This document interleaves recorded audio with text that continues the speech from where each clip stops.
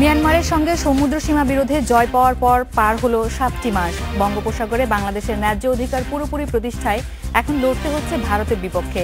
কিন্তু ভারতের সঙ্গে মামলার প্রাথমিক ধাপই এখনও শেষ হয়নি। ভারতের সঙ্গে বিরোধের কারণে আটকে আছে বাংলাদেশের ঘোষিত 10টি ব্লকে তেল গ্যাস অনুসন্ধানের কাজ।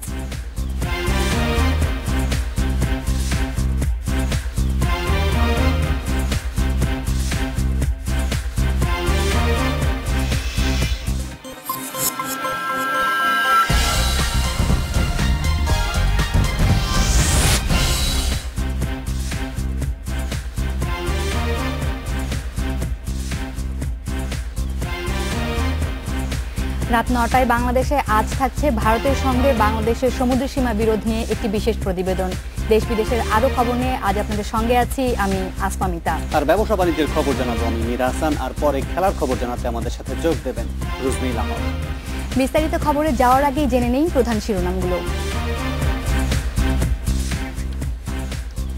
ঈদের পর আওয়ামী লীগ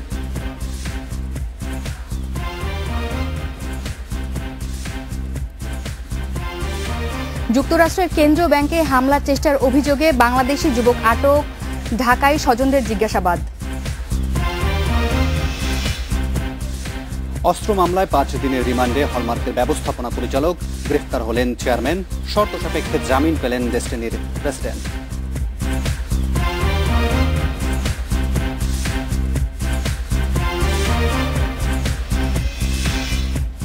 এবং বিসিবিতে কাউন্সিলর হিসেবে সাবেক ক্রিকেটারদের ভোটাধিকার পুনর্বহাল করতে চান নতুন সভাপতি, দেশে ফিরে জানালেন নাজমুল হাসান পাপন।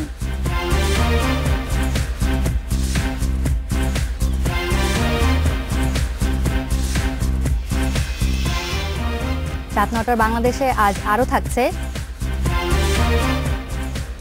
ঈদের পর আওয়ামী লীগ, বিএনপি সহ নিবন্ধিত 38টি দলের সঙ্গে সংলাপে বসবে নির্বাচন কমিশন। প্রধান বিরোধী দল সংলাপে যোগ দেবে আশা সিইসির।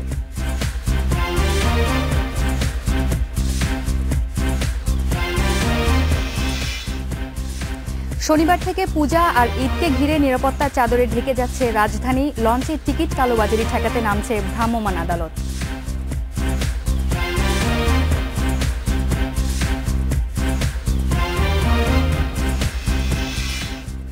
রাত 9টায় বাংলাদেশে নির্বাচিত বিষয় নিয়ে আপনারা মতামত পাঠাতে পারেন। আজকের বিষয়, বাড়ছে মশলার দাম। মতামত পাঠানোর জন্য আপনার মোবাইলের মেসেজ অপশনে গিয়ে টাইপ করুন RAAT রাত, এরপর নাম ও মতামত লিখে পাঠিয়ে দিন 16232 এই নম্বরে। ইমেল ও ফেসবুকেও মতামত পাঠাতে পারেন। ইমেলে লিখতে RAAT রাত অর্থাৎ রাত 9টা @independent24.tv এই ঠিকানায় লিখুন। আর ফেসবুকে লিখুন facebook.com/রাত9টা এই ঠিকানায়। আপনার মূল্যবান মতামত আমরা রাত 9টায় তুলে ধরব। এবারে চলে যাচ্ছি পুরো খবরে। যুক্তরাষ্ট্রের নিউ ইয়র্কে ফেডারেল রিজার্ভ ব্যাংকে জঙ্গি হামলা চালানোর চেষ্টার অভিযোগে এফবিআইয়ের হাতে আটক হয়েছে এক বাংলাদেশি যুবক। 21 বছর বয়সী এই যুবকের নাম কাজী মোহাম্মদ রেজওয়ানুল আহসান নাফিস। এফবিআই বলছে, জানুয়ারিতে স্টুডেন্ট ভিসায় যুক্তরাষ্ট্রে যাওয়া নাফিসের সঙ্গে ঘনিষ্ঠ যোগাযোগ ছিল আল কায়েদার। বুধবার সকালে 450 কেজি বিস্ফোরক ভর্তি একটি ভ্যান ফেডারেল রিজার্ভ ব্যাংকের সামনে রেখে পাশের হোটেলে যায় নাফিস। কিন্তু সেলফোনে বারবার ডায়াল করেও কাজ হয় না। যে বোমা সে এতদূর বয়ে এনেছে ওটা ছিল নকল। এর পরপরই পরিকল্পনা অনুযায়ী হাতে নাতে নাফিসকে গ্রেপ্তার করে FBI.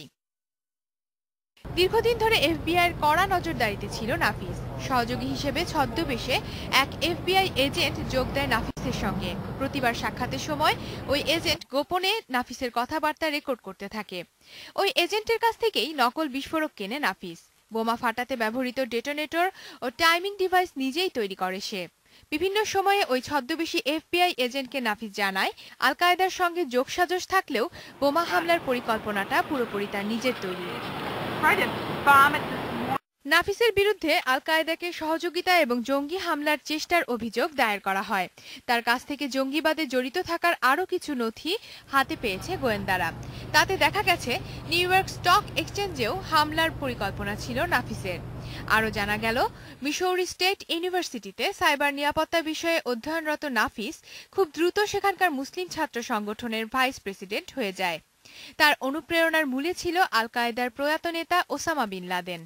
Awlaki, of course, was eliminated last year, but what we know আল কায়দা নেতা আওলাকিকে গত বছরই মেরে ফেলা হয়েছে, কিন্তু ওই যুবকের কাছে আওলাকি ছিল অনুপ্রেরণা। ইন্সপায়ার নামের ম্যাগাজিনটাও আওলাকি বের করত।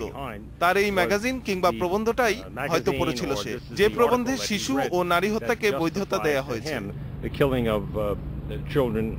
আমেরিকাকে ধ্বংস করতে সেখানে গেছে এবং বিজয় অর্জন বা শহীদ না হওয়া পর্যন্ত লড়াই চালিয়ে যাবে। গ্রেপ্তারের পর নাফিস এমনই জবানবন্দি দিয়েছে বলে জানিয়েছে এফবিআই।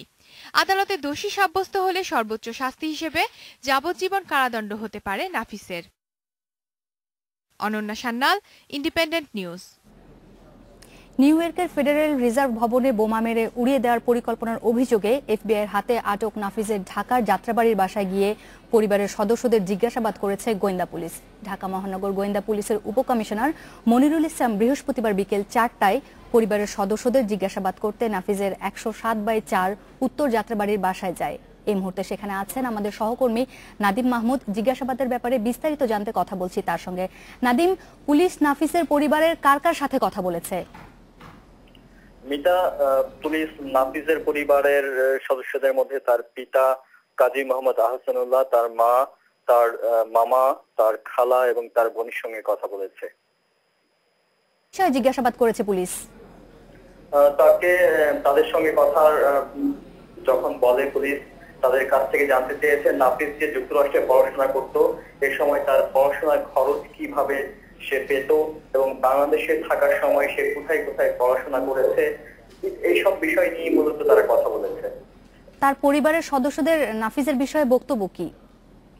তার পরিবারের সদস্যরা বলছেন, বিশেষ করে তার পিতা কাজী মোহাম্মদ আহসানুল্লাহ বলেছেন তার ছেলে কোনো ধরনের জঙ্গি বা উগ্রবাদী সংগঠনের সঙ্গে জড়িত নয়, সে পড়াশোনা ছাড়া আর কোনো কিছুর সঙ্গে কখনো জড়িত ছিল না এবং সে যুক্তরাষ্ট্রে গিয়েছিল বড় একজন কম্পিউটার বিজ্ঞানী হতে এবং দেশে ফিরে এসে সে আরো অনেক বড় স্বপ্ন দেখতো, সে একটা ফার্ম প্রতিষ্ঠার স্বপ্ন দেখতো।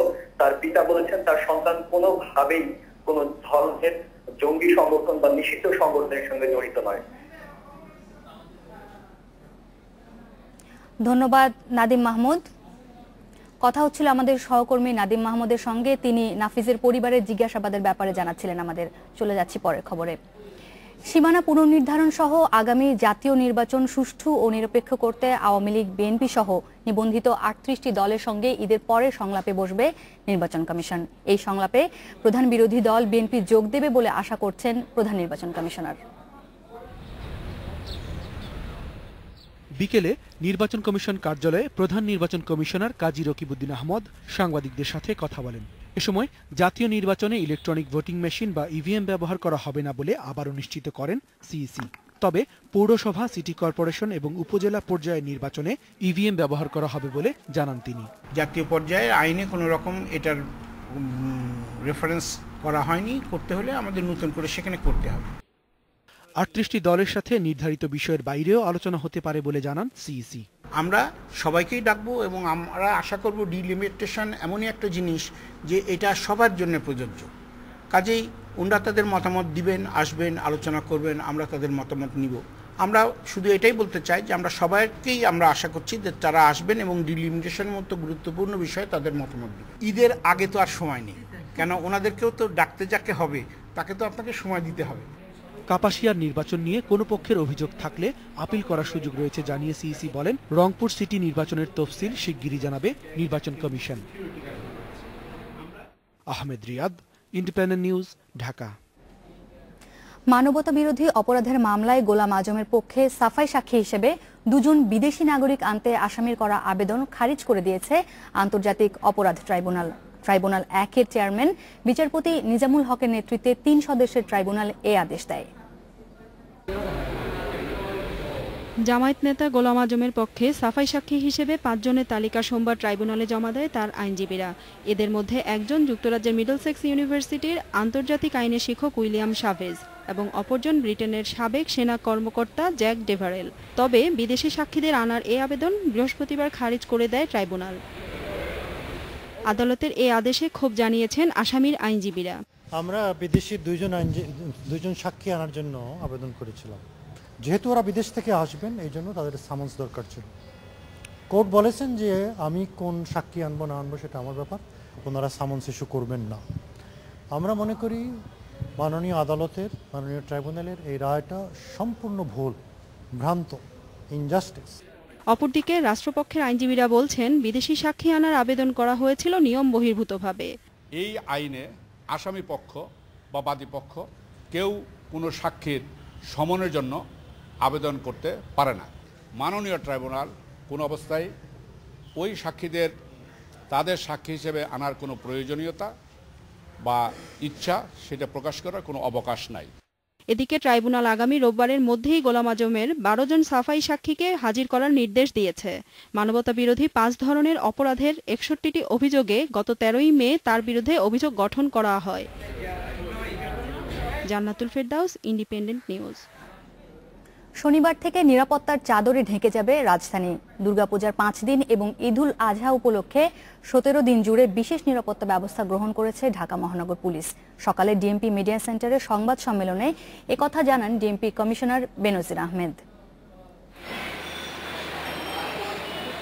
দুর্গাপূজা শুরুর বাকি আর একদিন, প্রতিমা বিসর্জন 24শে অক্টোবর, আর এর 2 দিন পরই ঈদুল আজহা।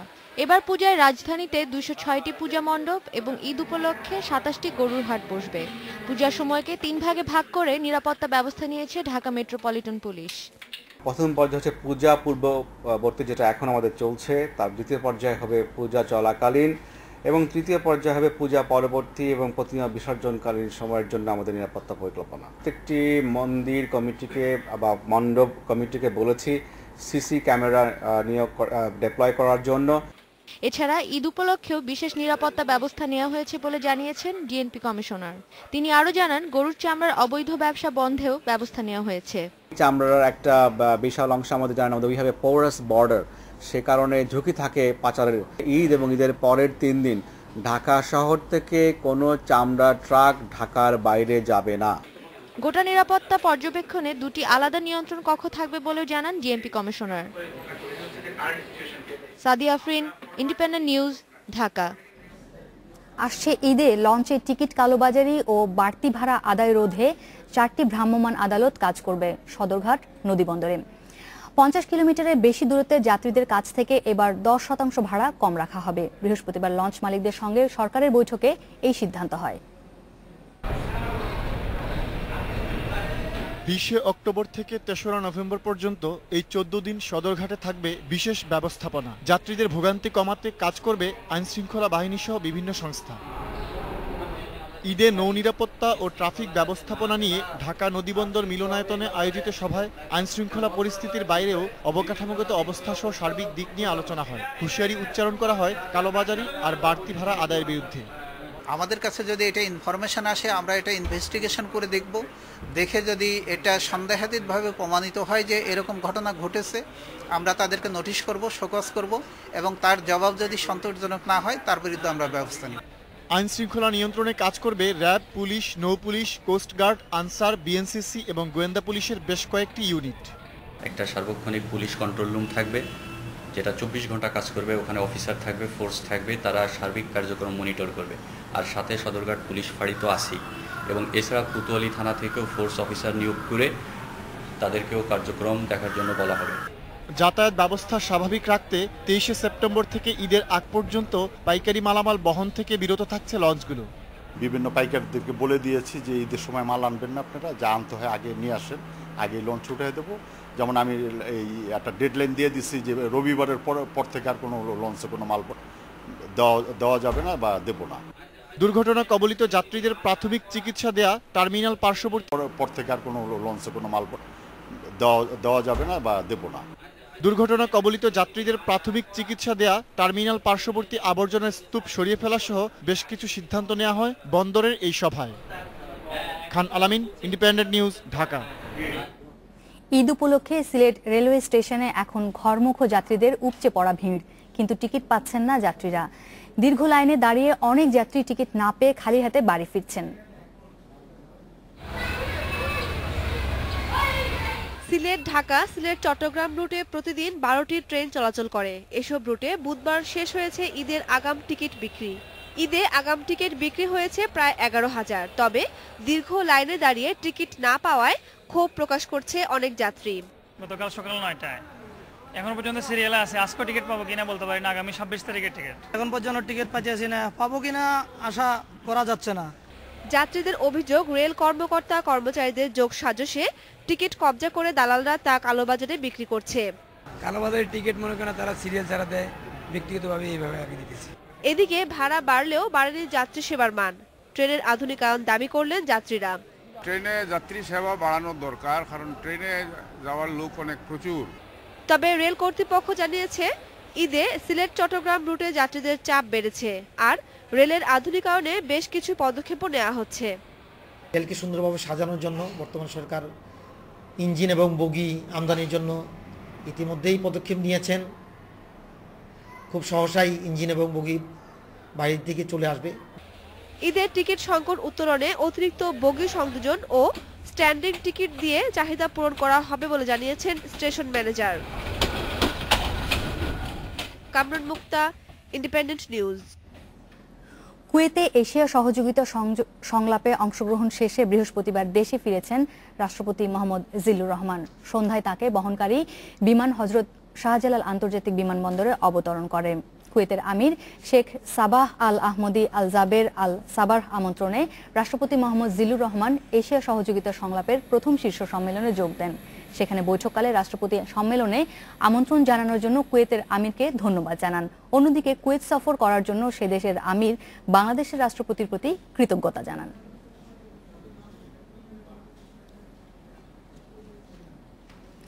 পাকিস্তানের নারী শিক্ষা অধিকার কর্মী 14 বছরের কিশোরী মালালা ইউসুফজাইরের ওপর যারা গুলি চালিয়েছে তাদের ধিক্কার জানিয়েছেন প্রধানমন্ত্রী শেখ হাসিনা। তিনি বলেন, অন্যায়ের প্রতিবাদ করেছিল বলেই মালালাকে গুলি করেছে তালেবানরা। বঙ্গবন্ধু শেখ মুজিবুর রহমানের কনিষ্ঠ ছেলে শেখ রাসেলের জন্মদিন উপলক্ষে সকালে বঙ্গবন্ধু আন্তর্জাতিক সম্মেলন কেন্দ্রে শেখ রাসেল শিশু কিশোর পরিষদ আয়োজিত অনুষ্ঠানে প্রধানমন্ত্রী শেখ হাসিনা এসব কথা বলেন। তিনি বলেন, বাংলাদেশ থেকে সকল ধরনের শিশু নির্যাতন বন্ধের চেষ্টা করে যাচ্ছে তার সরকার।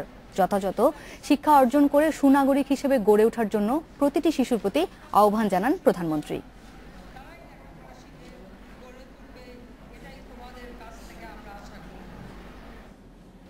সমুদ্র সীমা নিয়ে মিয়ানমারের সঙ্গে বিরোধের স্থায়ী নিষ্পত্তি হওয়ার পর 7 মাস পেরিয়ে গেছে। তবে একই বিষয়ে ভারতের সঙ্গে মামলার প্রাথমিক ধাপই এখনো শেষ হয়নি। নেদারল্যান্ডের দি হেগে আন্তর্জাতিক আদালতে দুই পক্ষ কেবল নিজ নিজ দাবির পক্ষে তথ্য উপস্থাপন করেছে। মামলার মূল কাজ শুরু হতে আরও একটি ধাপ বাকি।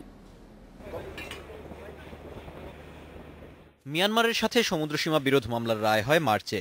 এর ফলে বঙ্গোপসাগরের এক পাশে নিজেদের অধিকার প্রতিষ্ঠা হয়েছে। এবার ভারতের সঙ্গে মামলা লড়ার পালা। 2014 সালে ভারতের সাথে মামলার রায় হলে বাংলাদেশ পাবে সাগরে নিজেদের পূর্ণাঙ্গ মানচিত্র। আমরা লিখিত ফেজে আমাদের দাবি দিয়েছি, ভারত দিবে, তারপরে আমরা দিব, আবার ভারত দিবে, শেষ পর্যন্ত গিয়ে একটা ওরাল ফেজ শেষ হতে হতে এটা 14 সালের কোনো এক সময় রায় হয়ে যাবে। এখন আমরা কোন ফেজে? এখন আমরা লিখিত ফেজে আছি আর কি। মিয়ানমারের সাথে মামলাটি হয়েছিল জার্মানির হামবুর্গে সমুদ্রসীমা বিষয়ক আন্তর্জাতিক ট্রাইব্যুনালে, আর ভারতের সঙ্গে মামলাটি চলছে নেদারল্যান্ডের দি হেগে স্থায়ী সালিশ আদালতে। আদালত ভিন্ন হলেও ভারতের সাথে মামলার রায়ে একই প্রতিফলন হবে বলে আশা খুরশেদ আলমের। ভারতের সাথে আমাদের সমস্যা একই, তারা চায় সমুদ্রত্ব পদ্ধতিতে সমাধান করতে, আমরা চাই ন্যায্যতা ভিত্তিক সমাধান। তো যেহেতু মায়ানমারের সাথে আমরা একটা ন্যায্যতা ভিত্তিক সমাধান পেয়েছি, সেই হিসেবেই আমরা আশা করি যে ভারতের সাথে কিছু আমরা একটা ন্যায্যতা ভিত্তিক সমাধান। ভারতের সঙ্গে বিরোধের কারণে আটকে আছে বাংলাদেশের ঘোষিত 10টি ব্লকে তেল গ্যাস অনুসন্ধানের কাজ। অনুপম দেব, ইন্ডিপেন্ডেন্ট নিউজ, ঢাকা। এবারে দর্শকদের পাঠানো মতামতগুলো তুলে ধরব। মিরাসান, আজকে মতামতের বিষয় ছিল ঈদের মশলার দাম বাড়ছে, আপনার কাছে কি কি মতামত এসেছে? হ্যাঁ, আমি তা বিষয়টা এমনই দাঁড়িয়ে গেছে, যেটা হচ্ছে টুইটারে দেখছিলাম একজনকে, তানভীর, তিনি যে টুইট করেছেন, তিনি সেখানে বলছেন যে এটা আসলে কমন একটা চিত্র হয়ে দাঁড়িয়েছে বাংলাদেশের জন্য, যে সামনে ঈদ আসুক বা উৎসব আসুক, যেগুলো আমাদের খুব নিয়মিত চাহিদা সেগুলোর দাম হুড় করে বেড়ে যায়। শফিকুর রহমান যেটা বলছেন যে কোরবানির মাংস খেতে তার খুব ঝামেলা হবে, এটা তিনি বেশ রঙ করে বলেছেন। সোহানুর রহমান বলছেন, যেটা বলেছেন খুব যুক্তিযুক্ত কথা বলেছেন, হয়তো তার আঙ্গিক থেকেই, তার দিক থেকে তিনি বলছেন যে দাম কোন জিনিসের কমে এ দেশে। আর রাতুল আহমেদের কথা হচ্ছে মশলা কেন, দাম তো বাড়ছে সব জিনিসের। আমি ইমেইলে দেখছিলাম একজন মতামত পাঠিয়েছেন, আরিফ বিন নজরুল, তিনি বলছেন কোন জিনিসের দাম কমছে, প্রতিটি জিনিসের দাম তো শুধু বেড়েই চলছে। আর আজকে বেশ কয়েকটি গণমাধ্যমে এসেছে যে কি কারণে দামের প্রসঙ্গটা এসেছে, সেখানে তারা উল্লেখ করেছে যে তারা একটা পণ্যের উদাহরণ দিয়ে বলছে, সেখানে তারা বলছেন তারা বলছে পেঁয়াজের আমদানি মূল্য $149, সব মিলিয়ে যে খরচটা হয় তারা বলছে সেখানে পেঁয়াজের দাম হওয়ার কথা যেটা তার থেকে অনেক বেশি, কারণ পেঁয়াজের কেজি 17 টাকার কথা বলছে, সেখানে বাজারে 30 টাকা বেরোচ্ছে। যাই হোক, আপনার কাছে নিশ্চয়ই আরো কিছু গুরুত্বপূর্ণ খবর আছে, সেগুলো নিশ্চয়ই তারা জানবে। হ্যাঁ, সেই খবরগুলো এখন জানিয়ে দিচ্ছি। এবার আমাদের কাছে আরো যে খবর আছে সেই খবরটি জানিয়ে দিচ্ছি। হাসিব মাহমুদের কাছ থেকে আমরা জেনে নেব দেশের গুরুত্বপূর্ণ কিছু খবর। 8.5 ঘন্টা বন্ধ থাকার পর ব্রাহ্মণবাড়িয়ার কসবা হয়ে ট্রেন চলাচল শুরু হয়েছে। বুধবার রাত 3টার দিকে একটি কন্টেইনারবাহী ট্রেনের ইঞ্জিন এবং বগি লাইনচ্যুত হওয়ায় চট্টগ্রামের সঙ্গে ঢাকা ও সিলেটের ট্রেন চলাচল বন্ধ হয়ে যায়। রামুর হামলা নিয়ে বিএনপির গঠন করা তদন্ত কমিটি বিদেশি রাষ্ট্রের কাছে মিথ্যাচার করছে বলে অভিযোগ করেছেন আওয়ামী লীগের যুগ্ম সাধারণ সম্পাদক মাহবুবুল আলম হানি। এর মধ্য দিয়ে বিএনপির রাজনৈতিক দৈন্য প্রকাশ পেয়েছে বলে মন্তব্য করেছেন তিনি। বঙ্গবন্ধু শেখ মুজিবুর রহমানের ছোট ছেলে শেখ রাসেলের জন্মদিন উপলক্ষে বিকেলে পাবলিক লাইব্রেরিতে ছাত্রলীগ আয়োজিত আলোচনা সভায় তিনি এই মন্তব্য করেন। Hasib Mahmud, independent news, Dhaka. এবার ব্যবসা বাণিজ্যের খবর জানবো মীর হাসানের কাছ থেকে। মীর হাসান, ব্যবসা বাণিজ্যের কি কি খবর জানাবেন? ব্যবসা বাণিজ্যের যেসব খবর আছে সেগুলো মূলত দেখছি হলমার্কের ঋণ কেলেঙ্কারি সংক্রান্ত, পাশাপাশি ডেস্টিনি গ্রুপের কিছু খবর আছে, সেগুলো সংবাদের পরের অংশে জানাবো বিস্তারিত আকারে। তবে তার হচ্ছে ব্যবসা বাণিজ্যের প্রসঙ্গে শুরুতেই হলমার্কের কেলেঙ্কারি প্রসঙ্গ। হলমার্ক ঋণ কেলেঙ্কারির মামলায় প্রতিষ্ঠানটির ব্যবস্থাপনা পরিচালক তানভীর মাহমুদের স্ত্রী এবং গ্রুপের চেয়ারম্যান জেসমিন ইসলামকেও গ্রেফতার করা হয়েছে। বৃহস্পতিবার সন্ধ্যায় মানিকগঞ্জের একটি বাড়ি থেকে তাকে গ্রেফতার করা হয়। এদিকে অস্ত্র মামলায় তানভীর মাহমুদকে 5 দিনের রিমান্ডে নিয়েছে পুলিশ। বিকেলে ঢাকা মুখ্য মহানগর হাকিম কেশব রায় চৌধুরীর আদালতে এই রিমান্ড মঞ্জুর করে।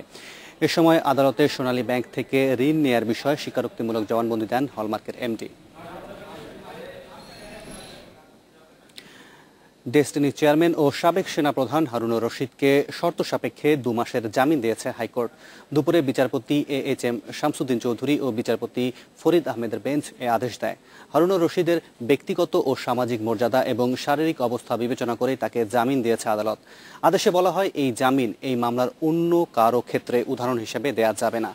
জামিনে থাকাকালে দেশ ছাড়তে পারবেন না হারুনুর রশিদ। তদন্ত কাজে যখন তাকে ডাকা হবে তখন সহযোগিতা করা, তদন্তকে প্রভাবিত না করা এবং ডেস্টিনি গ্রুপের কারোর সাথে যোগাযোগ না করার শর্ত দেয়া হয়েছে।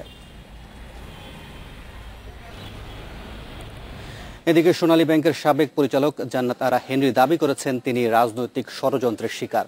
দুপুরে দুর্নীতি দমন কমিশনের জিজ্ঞাসাবাদ শেষে তিনি আরও বলেন, তার বিরুদ্ধে অবৈধ সম্পদ অর্জনের যে অভিযোগ উঠেছে তা মিথ্যা ও বানোয়াট। যে তথ্যগুলি দেওয়া হয়েছে যে আমার ঢাকায় বাড়ি গাড়ি অমুক তমুক সমস্ত কিছু আছে, এই সমস্তই ভিত্তিহীন, মিথ্যা এবং এটা রাজনৈতিক শিকারের ষড়যন্ত্রের শিকার আমি। ঈদকে সামনে রেখে রেমিটেন্স বাড়ায় বৈদেশিক মুদ্রা রিজার্ভের $1200 কোটি ছাড়িয়ে গেছে, যা এ যাবৎকালের মধ্যে সর্বোচ্চ।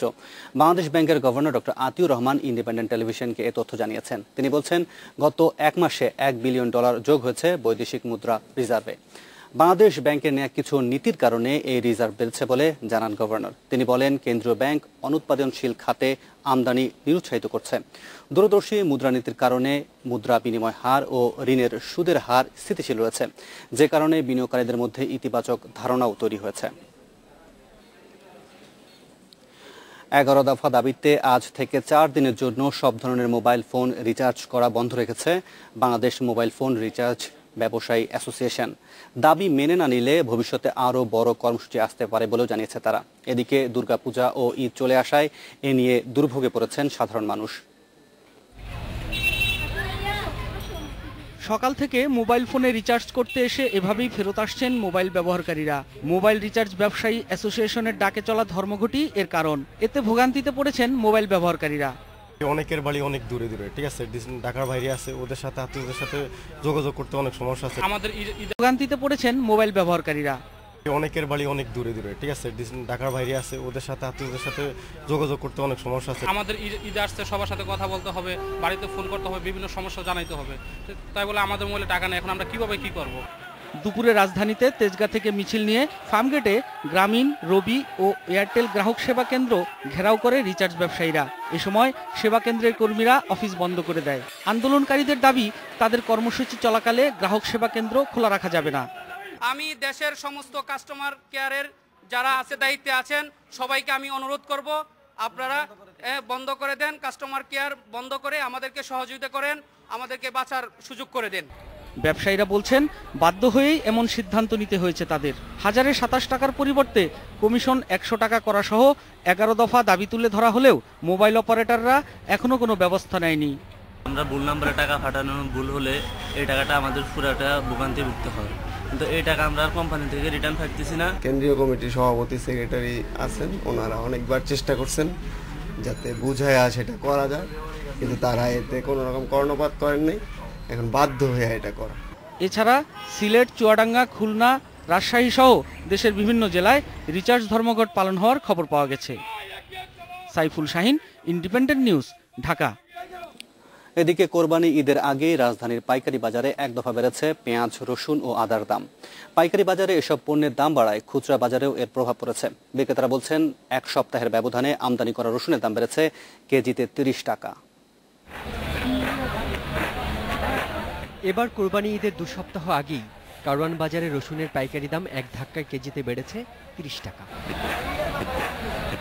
টিসিবির তথ্য অনুযায়ী এ সপ্তাহে দেশি বিদেশি 2 ধরনের পেঁয়াজ এবং আমদানি করা রসুনের দাম বেড়েছে। গত সপ্তাহের 100 টাকা কেজি রসুন এ সপ্তাহে বিক্রি হচ্ছে 140 টাকা পর্যন্ত। আমদানি করা পেঁয়াজ আগের সপ্তাহে 22 টাকা বিক্রি হলেও এখন তা 30 টাকা।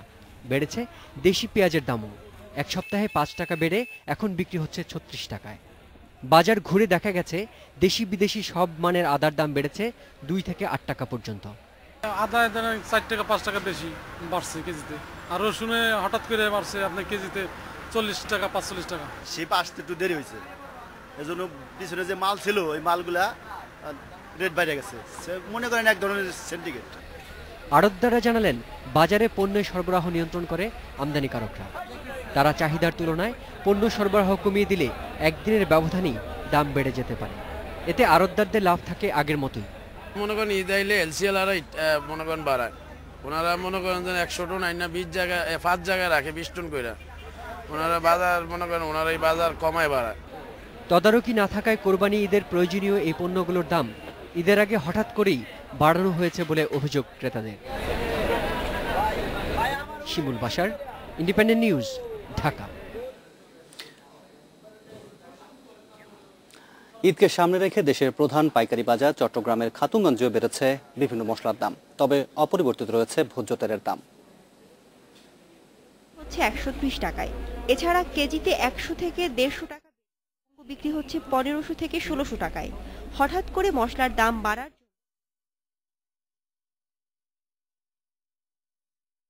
লবঙ্গ বাড়ছে মনে করেন 150-200 টাকা, তারপরে দারচিনি বাড়ছে 4-5 টাকা। আমদানি একটু কম, আবার গাড়ি ভাড়া বেশি, চাহিদা বেশি, এই জন্যই বাজার একটু হাই। এদিকে খুচরা বাজারেও বেড়ে গেছে এসব পণ্যের দাম, আর ক্রেতারা বলছেন কোরবানির আগে এসব পণ্যের দাম নাগালের বাইরে চলে যাওয়ায় খরচ সামলাতে হিমশিম খাচ্ছেন তারা। ইনকাম নাই, এত আমরা কিভাবে খাবো? সামনে কোরবান, সামনে একটা পরব আসতেছে, আমাদের বউ বাচ্চাদেরকে আমরা কিভাবে খাওয়াবো? যে আদা ছিল 40 টাকা, এটা হয়ে গেছে 60 টাকা। যে রসুন ছিল আপনার 50 টাকা, 60 টাকা, 70 টাকা, সেই রসুন হয়ে গেছে 150 টাকা। আর ব্যবসায়ীরা এসব পণ্যের দাম বাড়ার জন্য দায়ী করলেন পরিবহন ব্যবস্থাকে। গাড়ির অভাবে, ট্রান্সপোর্টের অভাবে এগুলো যদি নষ্ট হয়ে যায়, এগুলো তো তারা বাকি মাল যেগুলো থাকে এগুলো থেকে পোষায় নিতে হবে, নাহলে এত টাকা লোকসান দেওয়ার মতো তাদের ক্ষমতা নেই। প্রতিবারই সরকার ঈদের আগে বাজার নিয়ন্ত্রণ করার কথা বললেও শেষ পর্যন্ত তার কোনো প্রতিফলন না থাকায় হতাশ সাধারণ মানুষ। Independent News, Chattogram. দেখছিলাম প্রতিবেদন দুটি, আর এই বিষয়ে আপনাদের মতামত জানতে চেয়েছিলাম। ইতিমধ্যে আমাদের কাছে আরো কিছু মতামত চলে এসেছে, যেগুলো তুলে ধরবো আমার সহকর্মী আসমা মিতার সাথে। মিতা, এখন পর্যন্ত দর্শকরা কি কি মতামত জানালেন? অনেকগুলো মতামতের মধ্যে চলে এসেছে আমার কাছে। একজন বেশ মজা করে লিখেছেন ফেসবুকে, শরীফুল ইসলাম শুভ। তিনি বলছেন, মশলা ও দুর্নীতির সঙ্গে জড়িত কিনা সেটা একটু তদন্ত করে দেখতে পারে দুর্নীতি দমন কমিশন। এছাড়া ফেসবুকে সৈয়দ জুবায়ের রাসেল বলছেন যে প্রতি বছর ঈদ এলেই মশলার দাম বাড়ে এবং তারপরেও কেন সরকার কোনো ব্যবস্থা নেয় না। এটি কিন্তু খুব সাধারণ অভিযোগ, মানে নিয়মিত অভিযোগ আসলে আমরা বলতে পারি। সবসময় এমন হয়।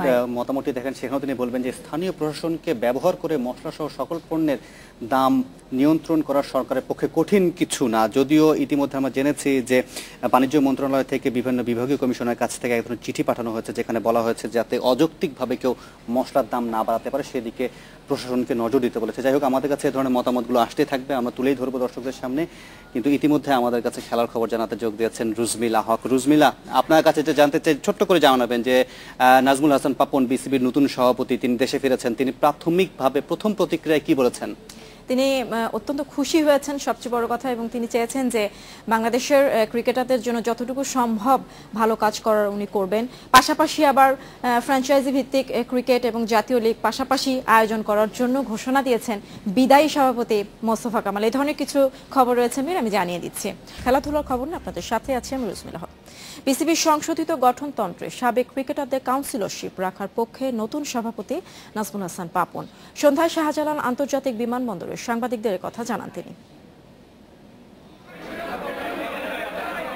কুয়েত থেকে পিতা রাষ্ট্রপতি জিল্লুর রহমানের সাথে রাষ্ট্রীয় সফর শেষে দেশে ফিরলেন বিসিবির নতুন সভাপতি নাজমুল হাসান পাপন। বিমানবন্দরে পা রাখার সঙ্গে সঙ্গেই ফুলেল সংবর্ধনায় ভাসলেন পাপন।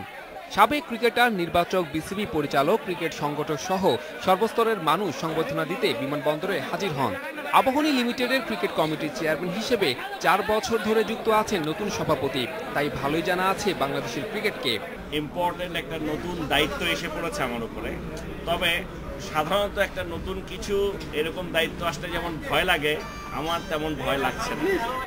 নতুন দায়িত্ব নিয়ে পাপনকে সামলাতে হবে স্পট ফিক্সিং, বিপিএল ও বহুল প্রতীক্ষিত ভারত ও পাকিস্তান সফরের মতো গুরুত্বপূর্ণ বিষয়গুলো। পাপনের সামনে চ্যালেঞ্জ থাকছে সাবেক ক্রিকেটারদের বিসিবি সংশোধিত গঠনতন্ত্রে রেখে দেওয়ারও। অবশ্যই থাকা উচিত এবং আমি মনে করি ওদের আরো বেশি ভোটাধিকার থাকা উচিত। 24 নভেম্বর শেষ হচ্ছে বর্তমান কমিটির মেয়াদ, তাই দায়িত্বটা বেশি দিনের নয়। আইসিসির নির্দেশনা অনুযায়ী আগামী বছরের জুনের মধ্যে সদস্য রাষ্ট্রগুলোর ক্রিকেট বোর্ডের সভাপতির পদ নির্বাচিত হতে হবে। সেক্ষেত্রে নির্বাচন করে আসতে হবে পাপনকে। সরকার মনোনীত পাপনও চাইছেন নির্বাচন। সংবিধান অবশ্যই আমি মনে করি যদি ওখানটায় এরকম কোনো একটা জিনিস ফাঁকফোকর থাকে যেটাতে নাকি কনফিউশন সৃষ্টি হতে পারে, এটা আমাদেরকে আগে সংশোধনেই দূর করে নিতে হবে। So it has to B totally transparent.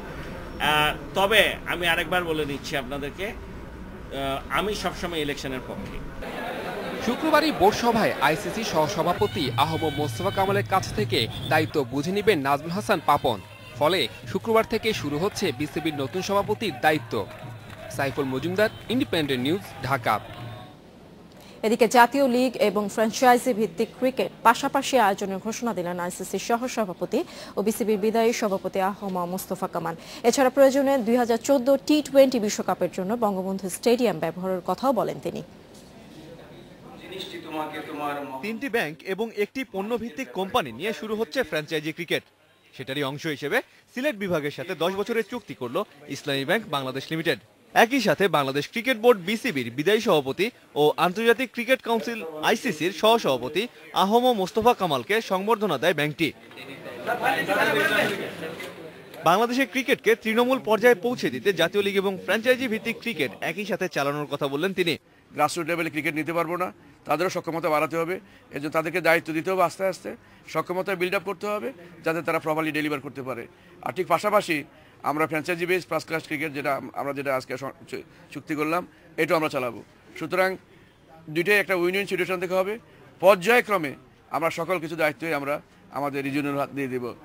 বাংলাদেশের গণ্ডি পেরিয়ে আন্তর্জাতিক পর্যায়ে পৌঁছানোর ফলে আরো বেশি কাজ করতে পারবেন বলে জানালেন কামাল। সেই সাথে প্রয়োজনে 2014 টি-20 বিশ্বকাপের উদ্বোধনী অনুষ্ঠান সহ অন্যান্য কাজে বঙ্গবন্ধু স্টেডিয়ামকে ব্যবহারের ইঙ্গিত দিলেন তিনি। এখন এটা নির্ভর করে যে আমরা কতটা স্টেডিয়াম পাবো।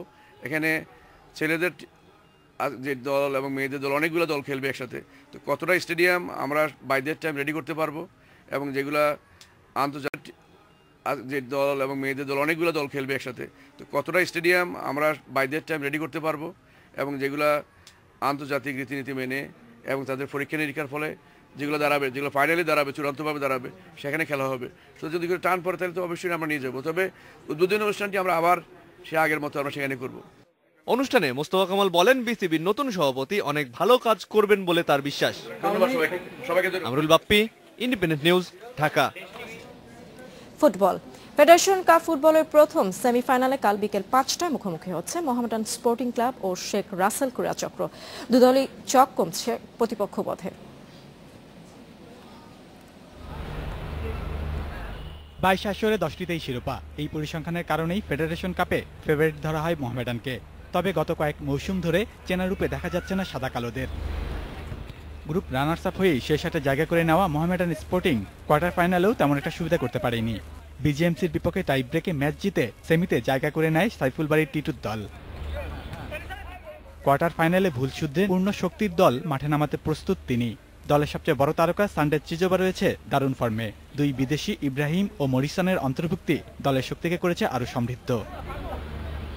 অন্যদিকে জাতীয় দলের 9 খেলোয়াড় নিয়ে গড়া শেখ রাসেল এরই মধ্যে নিজেদের শক্তিমত্তার জানান দিয়েছে। বিদেশি খেলোয়াড়দের পাশাপাশি গোল পাচ্ছেন স্থানীয় স্ট্রাইকাররা। 4 ম্যাচে 5 গোল করেছেন এমিলি। জাহিদের পা থেকে এসেছে 2টি গোল। আর তাই জয়ের ব্যাপারে বেশ আত্মবিশ্বাসী শেখ রাসেলের কোচ মারুফুল হক। আসলে আমাদের মেইন স্ট্র্যাটেজি এবং আমাদের ইয়েটা হলো যে পাসিং ফুটবল, আর হলো যে আমাদের স্ট্রাইকাররা মানে ফ্রন্ট লাইনে সবাই গোল পাচ্ছে। ইনশাল্লাহ আমরা শতভাগ আশাবাদী আমার দল নিয়ে। 2009 সালে মোহামেডানের হয়ে শেষবার ফেড কাপের শিরোপা জিতেছিল এমিলি। এবার শিরোপা জিততে চান শেখ রাসেলের হয়ে। আমাদের এখানে অলমোস্ট 8 থেকে 9 জন ন্যাশনাল প্লেয়ার, যেটা কিন্তু মোহামেডানে নেই। সেক্ষেত্রে আমি বলবো যে আমাদের স্ট্রেংথ মোহামেডানের চেয়ে বেশি। আর মোহামেডানের একটা ব্যাপার যে ওদের কিছু বিদেশি ভালো প্লেয়ার আছে, আমাদেরও আছে। সো ওভারঅল আমার মনে হয় 2টা টিমই ভালো। বাট সেক্ষেত্রে আমি বলবো যে আমাদের টিমের ব্যালেন্স আর আমরা লাস্ট যে 4টা ম্যাচ খেললাম, ওভারঅল ওই পারফরমেন্স যদি আমরা করতে পারি তাহলে মোহামেডানকে ইজিলি বিট করা যাবে। কাগজি কলমের হিসেবে মোহামেডানের তুলনায় অনেকটাই এগিয়ে শেখ রাসেল। তবে শেষ হাসিটা কে হাসবে তা জানতে এখনো অপেক্ষা করতে হবে ম্যাচ শেষ হওয়া পর্যন্ত। Shamim Ahmed, independent news, Dhaka. এই ছিল আমার কাছে খেলাধুলার খবর। এখন অন্যান্য খবর জানতে ফিরে যাচ্ছে মিতার কাছে। মিতা, আপনার কাছে আর কি খবর রয়েছে? আমার কাছে আরো কিছু খবর আছে। ধন্যবাদ আপনাকে আমাদের সঙ্গে যোগ দেওয়ার জন্য। আমি এখন বাকি খবরগুলো জানিয়ে দিই।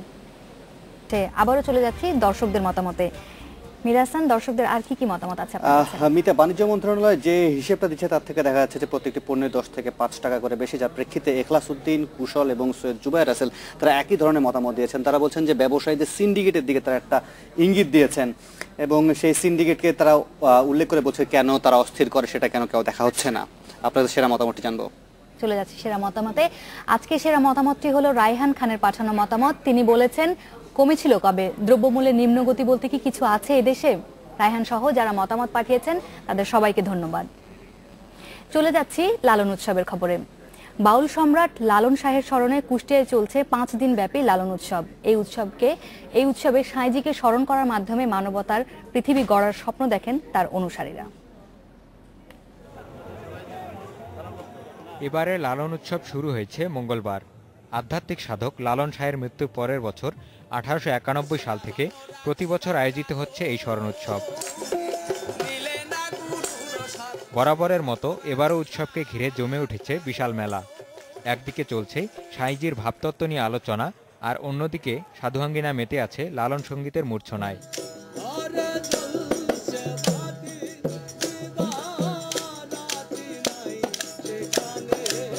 মেলা প্রাঙ্গণ হয়ে উঠেছে লালন অনুসারীদের মহামিলন ক্ষেত্র।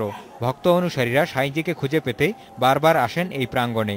আমেরিকাতে গেছি, আমেরিকাতে যেও কথা বলছি, তারা সাঁইজির দর্শনকে দেখে মুক্তির আত্মদর্শন তত্ত্ব হিসেবে। অর্থাৎ অনেক ধর্ম আছে, বিভিন্ন ধর্মে যে যেভাবে হতে পারে, তারা এটার মধ্যে অনেক বেশি মধু পায়। আদর্শকে আমরা লালন করেই আমরা এই সুন্দর পৃথিবীটাকে সাজাতে চাই। জাতি বর্ণ বিভেদ ভুলে মানবতার চেতনাকে ছড়িয়ে দিতে চেয়েছিলেন লালন, আর সেই চেতনা এখনো ধারণ করে চলেছেন তার হাজারো অনুসারী। সৃষ্টির সেরা শ্রেষ্ঠ জীব, আমরা তো শ্রেষ্ঠ হয়ে কেউ আসি না, আছি নাকি? আমাদের হতে হবে। লালন ভক্তরা চান নিজেকে চিনতে, চান আত্মার শুদ্ধি ঘটাতে। আত্মার শুদ্ধির মাধ্যমেই সমাজ থেকে বিভেদ দূর করা সম্ভব বলে মনে করেন ভক্তরা। মঞ্জুর মোর্শেদ, ইন্ডিপেন্ডেন্ট নিউজ। এই ছিল আজকে রাত 9টার বাংলাদেশের আয়োজনে। শেষ করব, তবে শেষ করার আগে আমরা দেখে নেব অস্ট্রেলিয়ার স্কেল এক্সপোর কিছু ছবি। তার আগে আমরা বিদায় নিচ্ছি। দেশ বিদেশের নানান খবর সহ রাত 9টা বাংলাদেশ নিয়ে রোববার আপনাদের সামনে আবারও হাজির হব। আর সব সময় সবশেষ সংবাদ জানতে আমাদের সাথেই থাকুন।